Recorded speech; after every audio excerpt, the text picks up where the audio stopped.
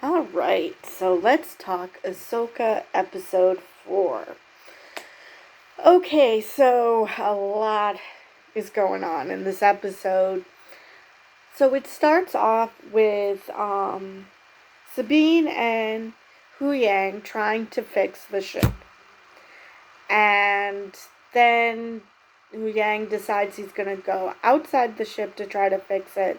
And Sabine looks for Ahsoka. They talk, and foreshadowing, because we all knew what was going to happen with Sabine. She, Ahsoka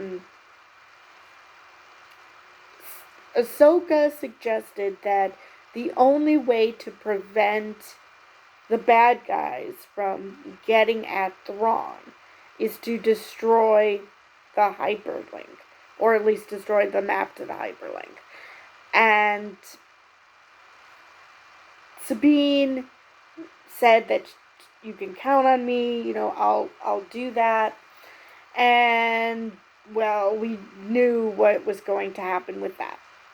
She wants Ezra back so bad that she's willing to start a war in order to get him back. But anyway, so they go back in, and Ahsoka suggests to Hu Yang to be careful out here. So that's not ominous at all. She obviously is sensing something. And what she's sensing are the droids. Now, like I've mentioned before, I'm a casual fan. I haven't seen all the properties, so I don't know if there was ever a droid on droid fight. But Hu Yang held his own for a hot minute before he started going down, started losing. And now, do all Mandalorians hate droids exactly? Because Sabine's first thought was that Hu Yang made the situation worse. Ahsoka, of course, knows Hu Yang well enough to know that he didn't do that. There's something else going on. So they both go out ready for a fight, and between the two of them, they take down all the droids. So Hu Yang, again, saves himself, reboots himself, and is like, oh, this sucks. This is worse than before. So, Ahsoka and Sabine decide to go out to find the map, to find the base, so they can take out the map. Hu Yang suggests they stay together, and Sabine mocks him for it. I mean, I realize that Hu Yang does not have the emotional capabilities to understand that, yes, something might be logical, like she sucks when it comes to the Force, but telling her that might not be the best thing. So obviously she's getting him back for basically, telling her she sucks. Even though I'm sure that wasn't Hu Yang's intention to tell her that, I just don't think he has the emotional understanding to realize that by telling her that, even though it is technically correct, can make a person feel like crap, like they suck. So, yeah. So they go off into the woods, and Shin informs Balin about what had happened, in the sense that, they took out the droids. And it's like, yeah, but they're not going to take you guys down. So Shin and Morocc are waiting for them. Now, when Shin basically skipped down off the tree trunk, I guess it was tree trunk, that she was on, I honestly thought that it was going to be a wordless duel, that they were just going to start, she was just going to start going after Sabine. But no, she just said, going somewhere? Which, I mean, I didn't hate it, but I just thought it was weird. I thought that she was just going to go for it because, she and Sabine have a history. Which I don't know why she's so invested in a rematch because, well, she beat her the first time. But anyway, so it's Sabine versus Shin, and Sabine uses her blasters, which Shin easily dodges with her lightsaber. She deflects it. So it's then Morocc versus Ahsoka. And did she look like a cat that got the cream or not? She really was excited about this. So we go back and forth between the battles, and Ahsoka easily takes out Morocc. Now, I couldn't quite understand how she managed it because his lightsaber was whirling and her lightsaber was like this. And yet she was able to kill him without it touching her. So I don't know if this was forced shenanigans or I just didn't see something correctly. My eyes have been doing wacky things lately. But anyway, he literally goes poof. Cloud of dust and green dust. And so I've heard something about the army of the undead. So that's probably what happened here, that he was truly an inquisitor. Morgan Elsbeth revived him, all for the purpose of serving her. So it's possible this Morocc is just simply that. That was his name in life. And she just revived him. So nothing special with Morocc, which kind of is a bummer. Maybe because I was hearing so many theories, and so I was excited that this might be some sort of cool twist.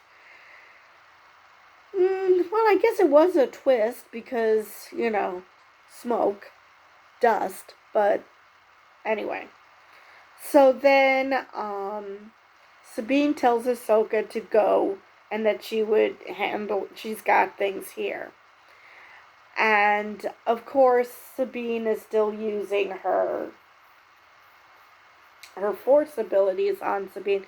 But unlike before, Sabine has, except for the helmet, Sabine has her Beskar armor, so at least she can't run her through with a lightsaber this time.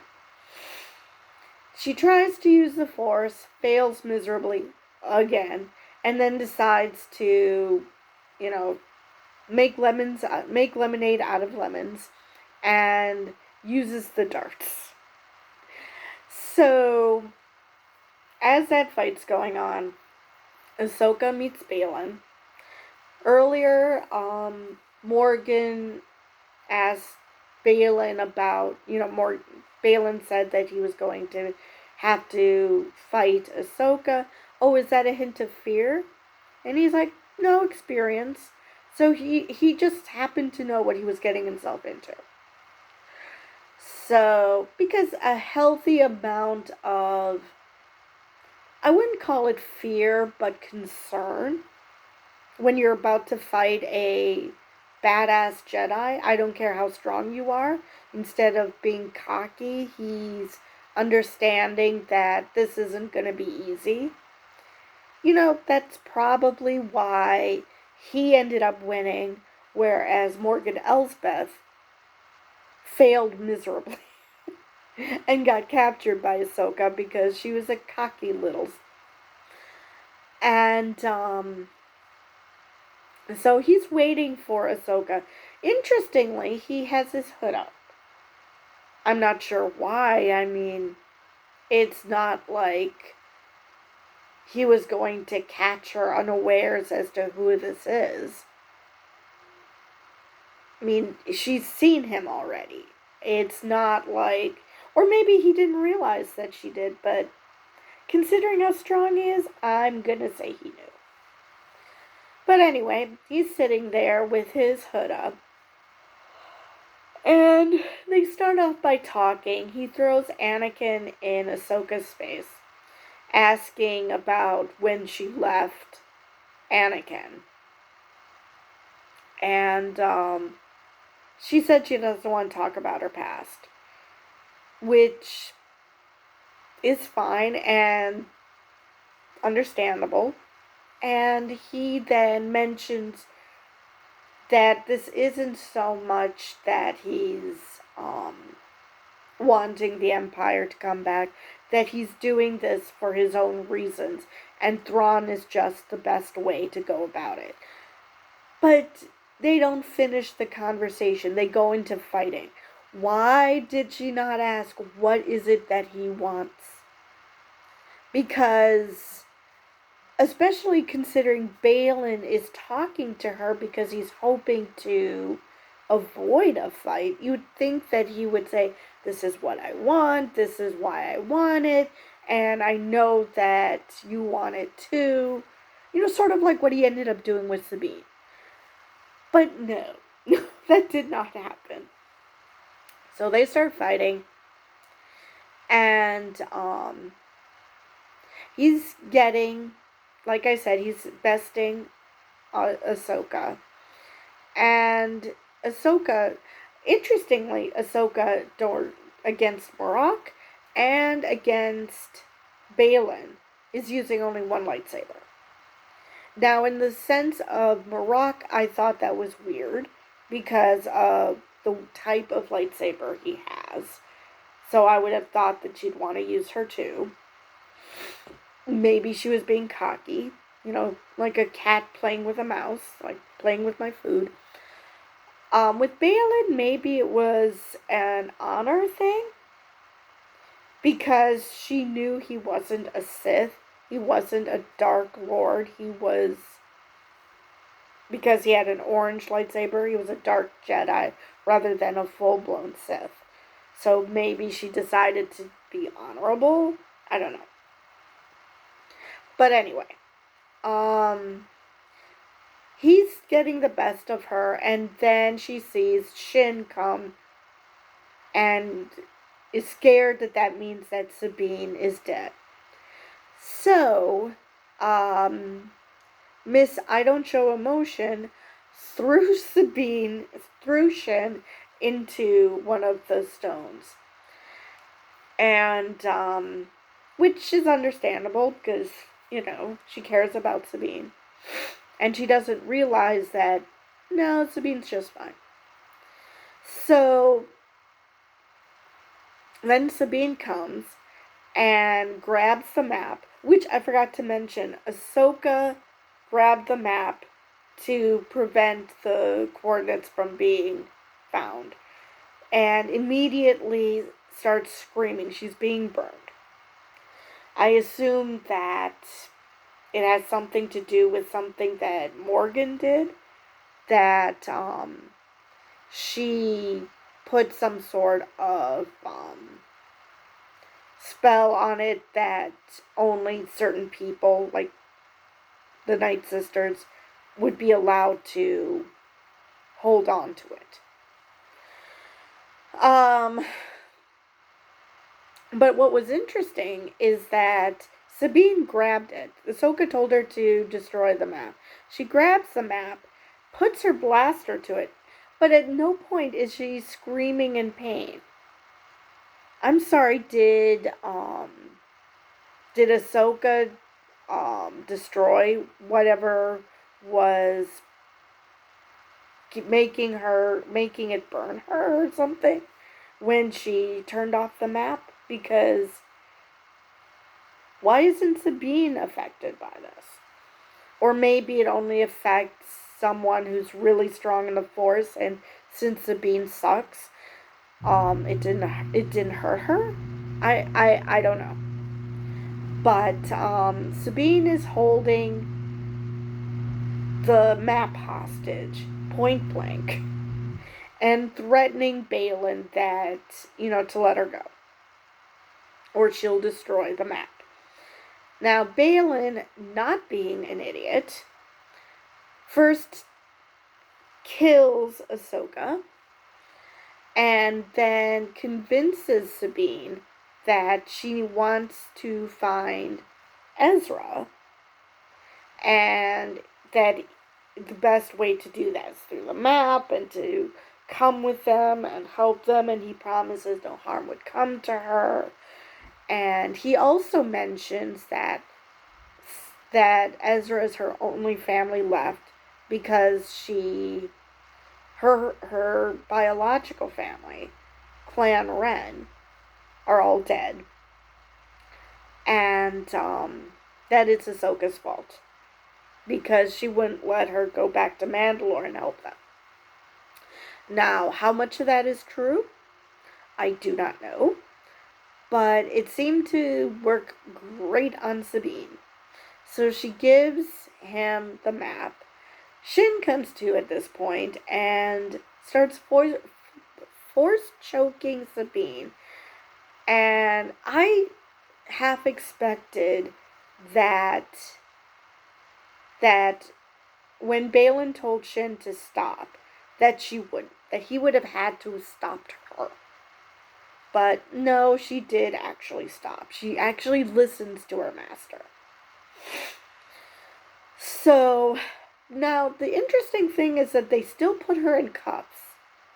So even though they convinced her to give them the map, and once the coordinates were downloaded, Balin destroyed the map. I guess there was still some concern that she might still turn on them. That this might be some sort of a con that she's playing, and that she's going to turn on them. Or that Balin just knows that she is going to turn on them once she finds Ezra. I mean, that's also a possibility. Because he may not think highly of Sabine when it comes to the Force. I mean, obviously as a Mandalorian, that's different. But when it comes to the Force, he probably doesn't think highly of her. But he probably does think highly of Ezra. So, because, like I said, he's not an idiot. So while all this is going on, Hera, I've seen reviews saying that she is going because she got a distress call.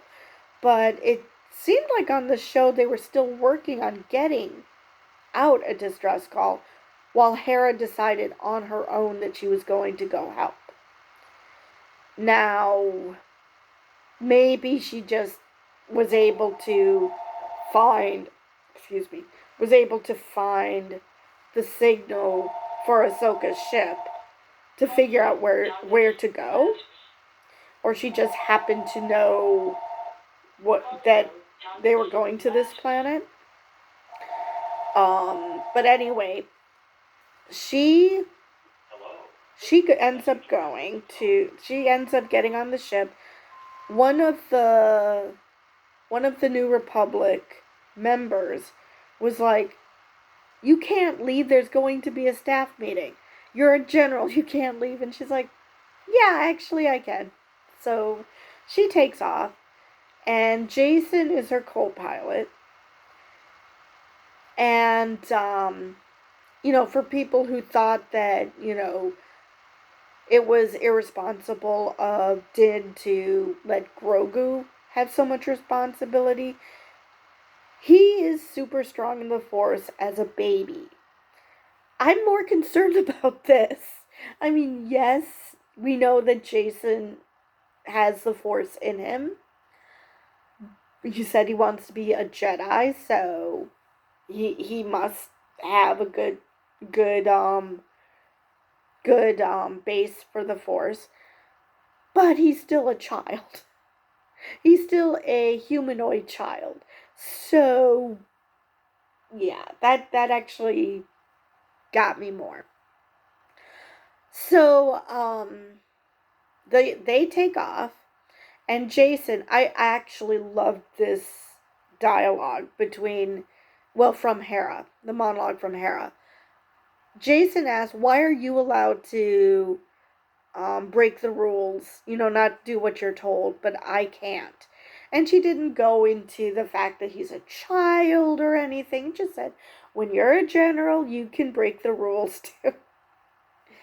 So I love that because that's treating him like a human being and not oh, you're just a little kid. So I did enjoy that. So she takes off and we get a Mandalorian crossover because Carson is there. He's one of the fighters that is joining Hera to find Ahsoka and help her. Ahsoka and Sabine. And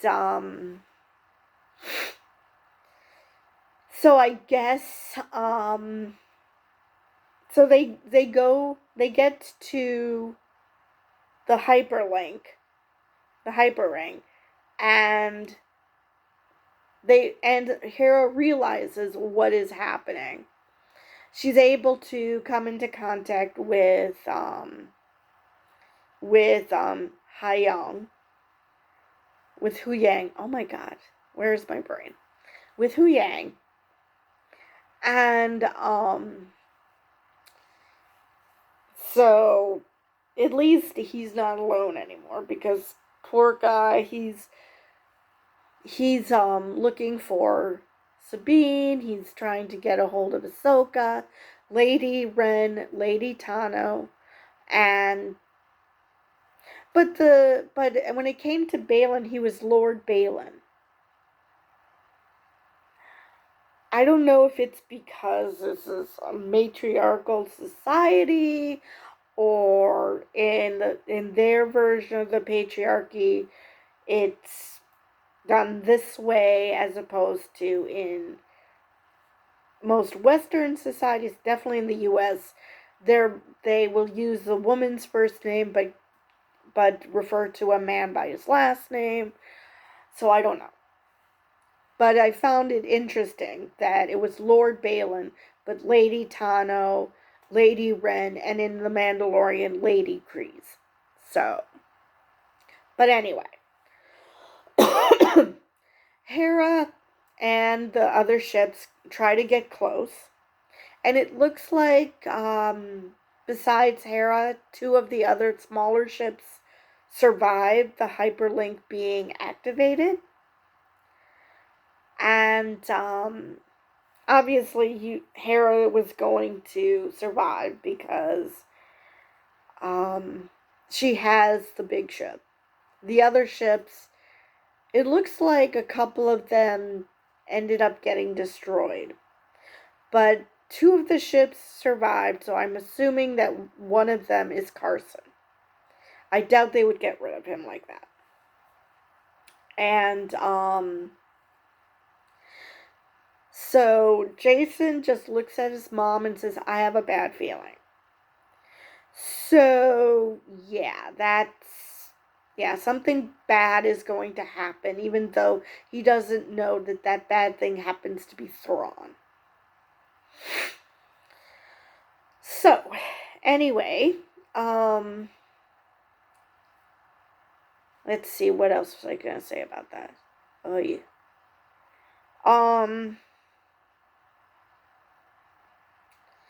Oh, yes. So then we see Ahsoka.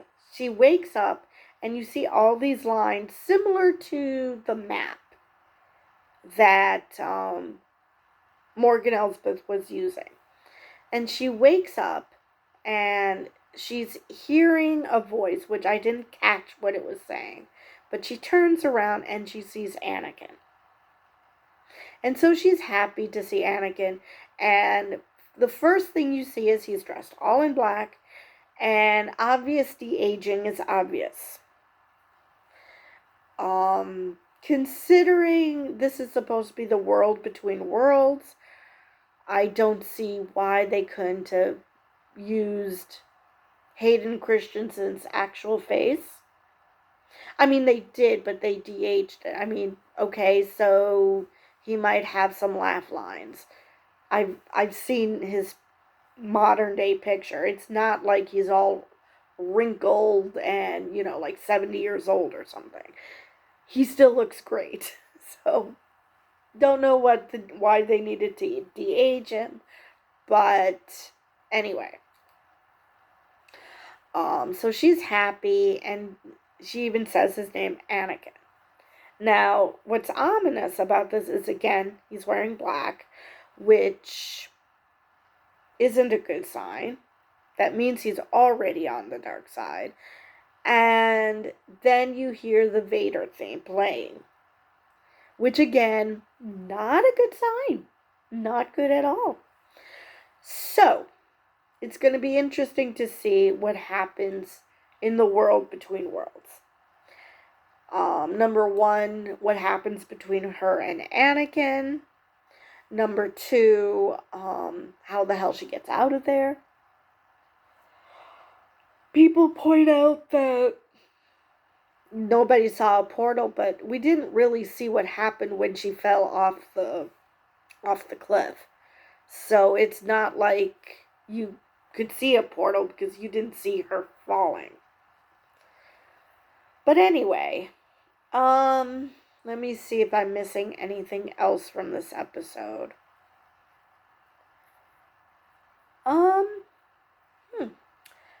Like I said, I've never seen the animated show, so it'll be interesting what happens with the world between worlds. I only know of it because I watch other reviews who do know about this concept. So, with that, I will see you in the next episode.